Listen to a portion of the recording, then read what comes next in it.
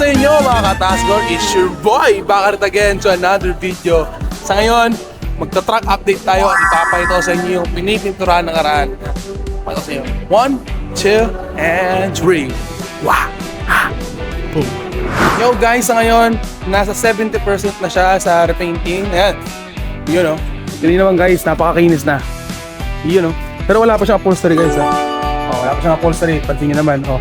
Wala pa nakalagay. Start tayo. Tay, what's up nyo tayo? Magandang umaga. Yun o.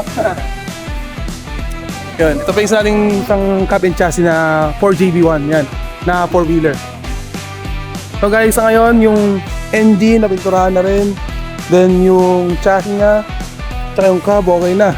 Nasa 70% na sila. Kasi hindi pa halos lahat ayos sa pintura. Dahil may re-repaint pa sila dyan. Hindi lang ganyan yung tsura niyan. Yan naman. So, lagay ng tangke ng gas. Yung makina. Okay na yan guys. Ito nyo naman. Napakalinis. Ito nyo naman.